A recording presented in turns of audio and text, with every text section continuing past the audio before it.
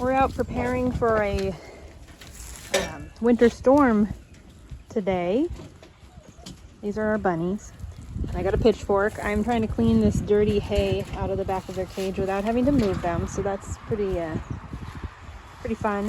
It's not really working, but I'm trying. I'm going to show you a few other things we're doing to prepare for this storm. We've got some hay out here. I'm trying to breed these rabbits too. It's not working.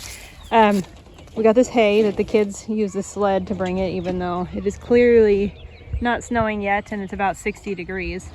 We are going to put some hay in the back of each of these tractors, and I'm going to try to kind of line them up. They'll each have hay in the back and then a bucket so they can really get out of the weather completely. With snow, it's a little different than rain. Rain, these things do really well. They can just kind of hop around in there as long as it's not really blowing in a storm or something. But with snow, it kind of floats around and gets all over them.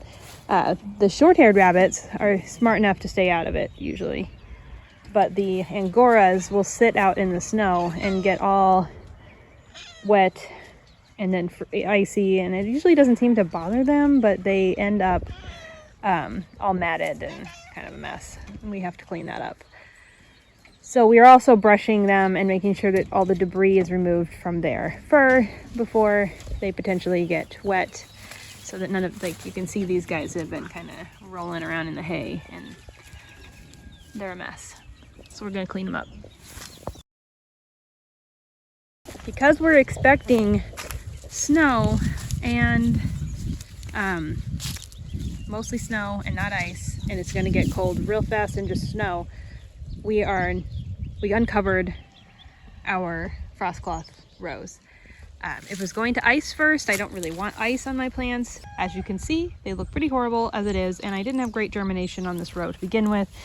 Like these guys though, this is Persian cress, and all of the green you can see from up here is weeds. But if you get close, right here, this Persian cress is alive. And this one is alive. So they might come back.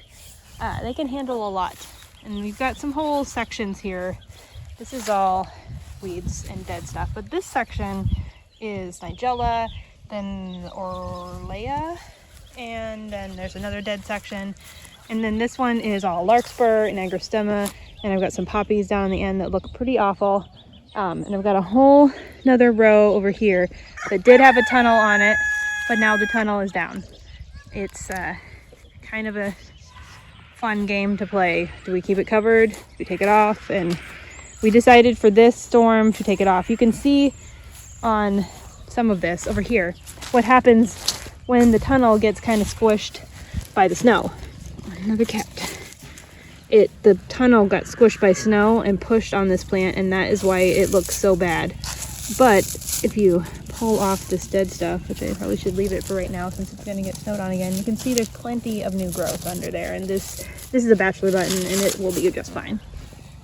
Another thing we're going to have to do in the snowstorm is keep up with getting snow off of the greenhouse. So I've got a broom, and I'm going to get a big piece of PVC and put something on the end of it so that we can reach the top of the greenhouse, because we're going to have to wipe snow off the greenhouse. Every 2 to 3 inches is my goal of snow. We'll have to get it off, because you can actually see from this angle right here, there's a dent in the greenhouse. That was from a big snow we had last year. I did not stay on top of getting the snow off, and the cattle panels underneath buckled. We don't want that to happen again. Okay, so this rabbit's cage is done. She's moved to fresh grass. It's nice and dry still, since we're doing this before it starts raining or snowing. I put a bunch of fresh hay in the back of her house and put her bucket back there with hay in it also. And I put her food out of the elements as well, because if her food is out here, even though the lid is closed, if it snows, it gets snow in it, and then the food gets wet, and then they don't eat it. It's kind of just a waste.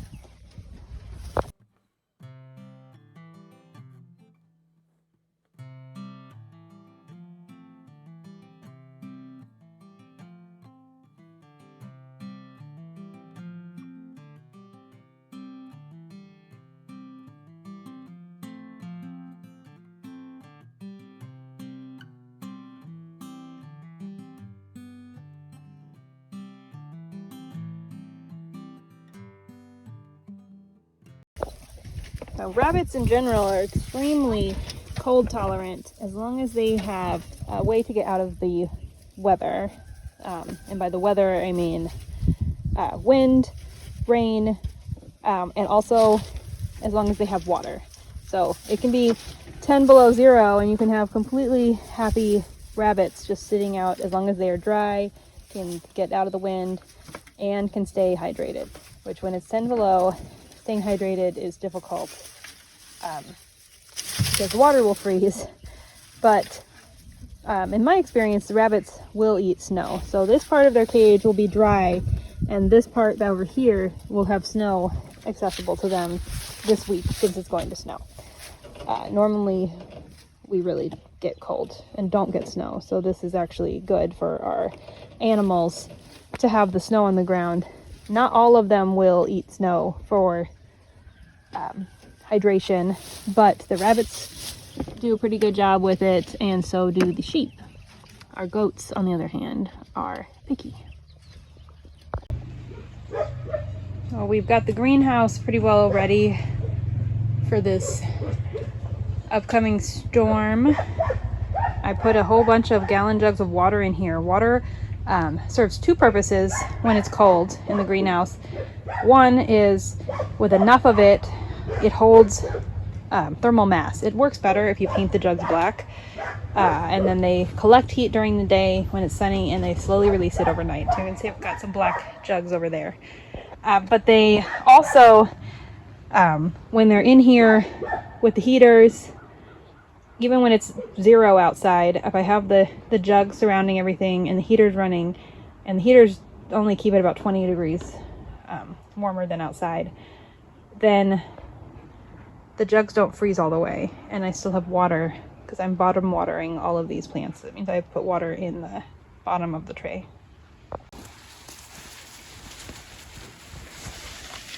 I've got this shed back here by the pigs that is much closer to the pigs than the barn is. So when there's snow and mud, more importantly, we don't want to drive back here because we don't like to tear up the grass too much and make a big mud pit that we'll have to deal with all season. So we're putting this hay back here where it will stay dry, and we can give it to the pigs and the rabbits a little bit at a time.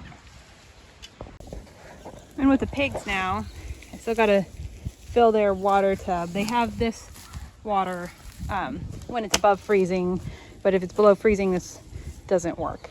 But and obviously that one will freeze too, but we will refill it more frequently. I just broke up this old half composted bale of hay to cover their muddy mess. You can see a little bit of mud here, but this was kind of like a mud pit. We don't want a mud pit when we're going to have a 10 inches of snow or whatever. So we covered this. I covered this with the hay, and now they're being ridiculous. I put clean, fresh hay in their house, and they're ignoring it. The main way the pigs stay warm when the weather gets really cold is by going into their shelter, which faces south. So typically there's no wind in their shelter, but right now it's still warm because the front hasn't come through yet, and the wind is actually blowing out of the south. But whatever. I just put a whole extra bale of hay in there, so they'll go in there as Nora is demonstrating, and they will kind of fluff all that hay up and burrow down in it and cover themselves up and all snuggle together. And it gets so warm in there that when they come out in the morning when it's cold, there's steam. So they do really well as long as they have shelter and plenty of hay to burrow in.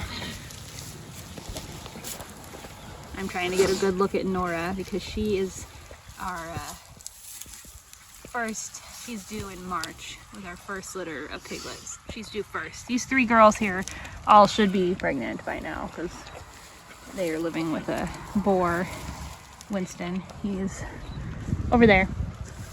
But Nora is due first. She should be due around March 20th. So I don't think she's actually showing yet, but I keep staring at her looking for changes. I don't understand why they want to eat this hay. This bale of hay that I just broke up and put on their mud was actually here for the last like 2 months, just sitting right in this very spot. it was just a whole bale. All I did was cut it open. Now it's cool. No, we didn't beat the rain. What?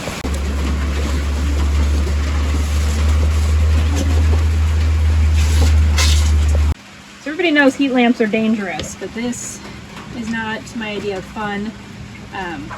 Our quail hutch seems to have been smoldering when I got here, so we are about to experience some really cold weather. Normally quail do not need extra heat, but I'm going to be replacing their lights with this. I had one of these in here. I had two of these in here. The last time it got down around 0, and these quail were about 3.5 weeks old. And one of them quit working, and we lost 20 quail. So I put in extra heat lamps, but now we would have lost a lot more than 20 if our whole garage burned down. So I'm turning off the heat lamps and putting back in the second heat plate, which are much safer. The other thing I'm going to do to try to prevent this from happening again, I don't know if we're going to have to use the heat lamp again. These quail are about 5 weeks old. They shouldn't need it, but it is going to get potentially around 0. That's really cold. You can see them down there.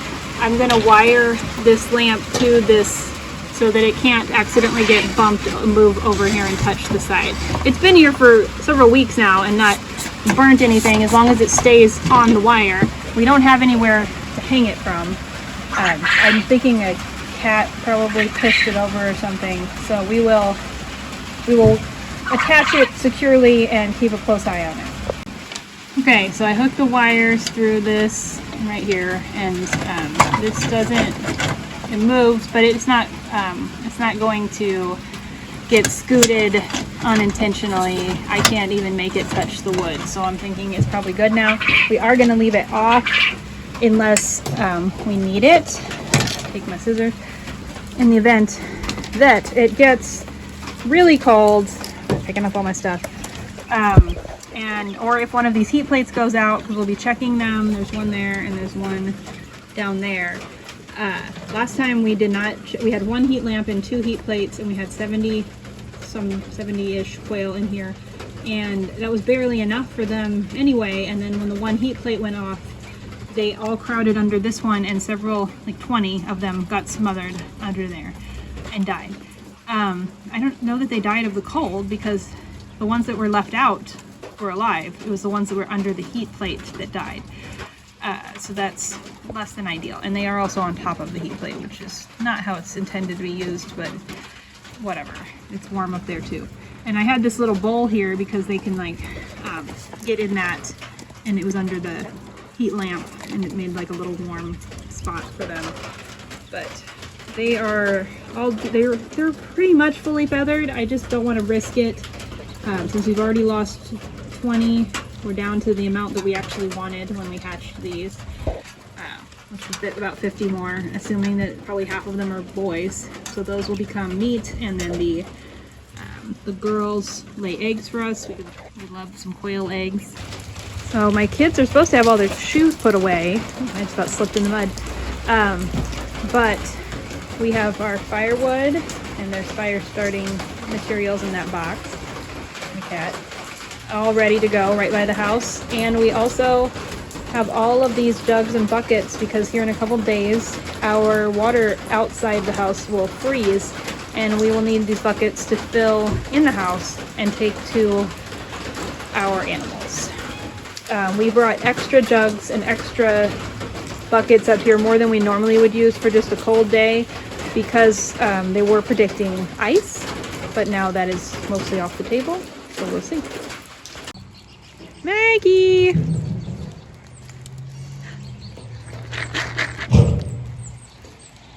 See if she'll run with me. Come on, Maggie! Let's go! We usually go on a walk this time of day, but since it's raining and we've got all these extra storm prep chores, we are neglecting our walk. But I'm bringing her food. Hey, Maggie's now got some lovely white eyeshadow. That's her antifungal cream. She's eating her grain. She's about How old is Maggie? About 4 months old? She still takes a bottle.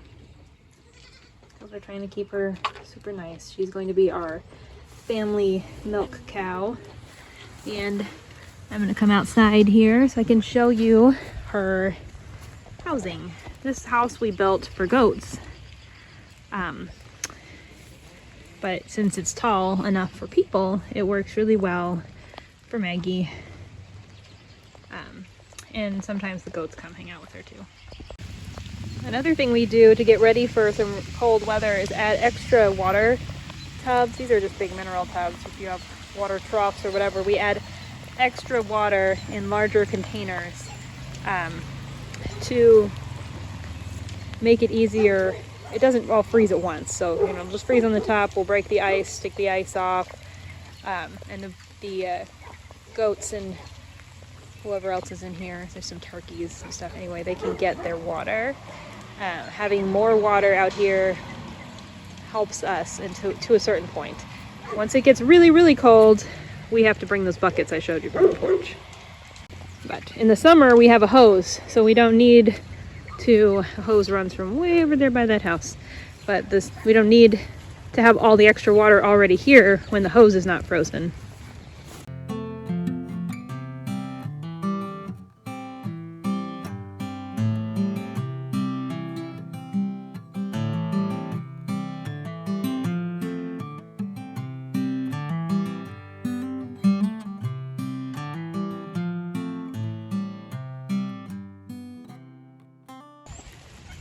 This is Larry and Chip in our buck house. You can see we put lots of extra hay in there. That is both for them to eat and for them to cuddle up in. Their house is very similar to the pig house that I showed you a few minutes ago. Just about the same size and the same design. You can see it's short. The downside to these short shelters, they're perfect for goats and pigs, but they are a pain to clean out for a human because you have to get all the way back there in the back and shovel all that hay out.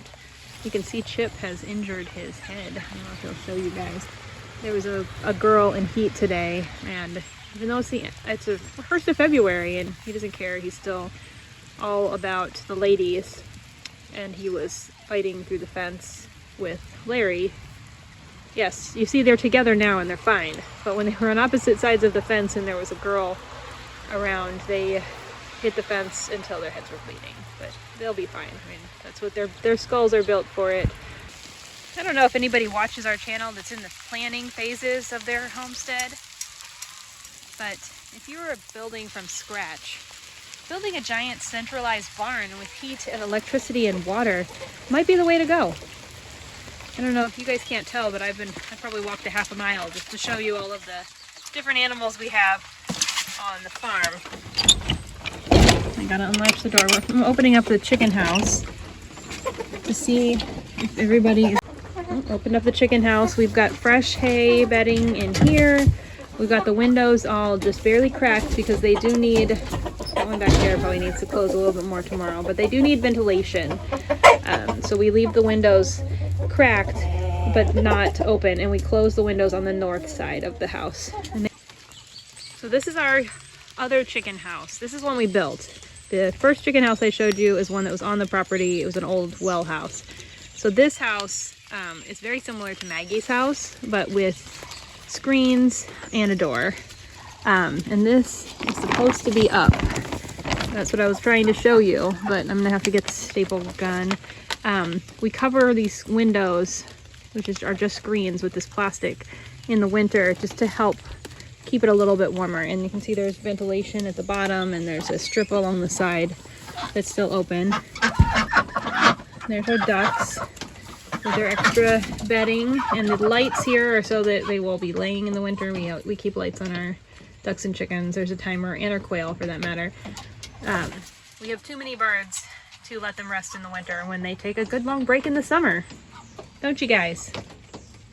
I had to refill their water because apparently my kids didn't do it. Part of the reason I'm here checking. You can see that duck is sticking her head in the side of the bucket. This is how we do duck water when they're locked inside. It's just a bucket with a hole cut in the side, and then you fill it halfway with water. It keeps the ducks from getting in the water and from splashing it all over the house. This house has a wood pallet floor, so it's really not ideal for ducks. It gets too wet with them in here, but since there's only 4, it's working out. But the chickens can use this water too, and the ducks don't make a mess of it. So I was just talking about how nice it would be to have a centralized barn with all of our animals able to go in the same building in the winter, with water and everything right there for them. But that's not our reality, and it isn't the reality for a lot of homesteaders. A big barn and running all of that can be expensive. So you can see here's our driveway and the chicken house back there in the distance, and if you keep walking well past that, you'll see our goat houses. I'll show you guys in a minute. But this, all you can see, all these T-posts, there's no fence yet. There's the gate.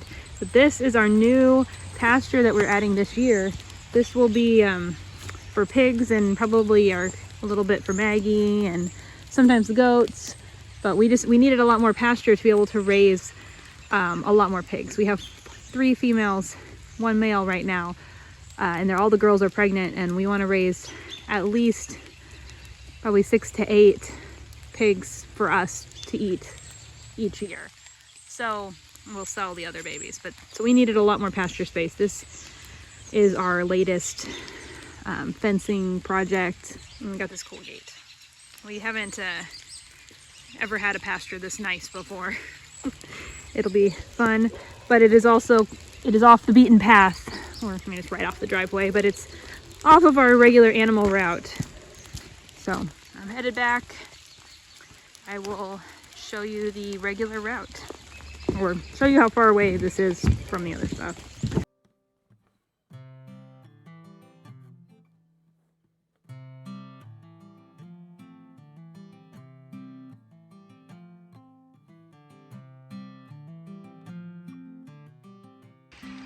All right, so that's how we prepare, wow, my glasses are wet.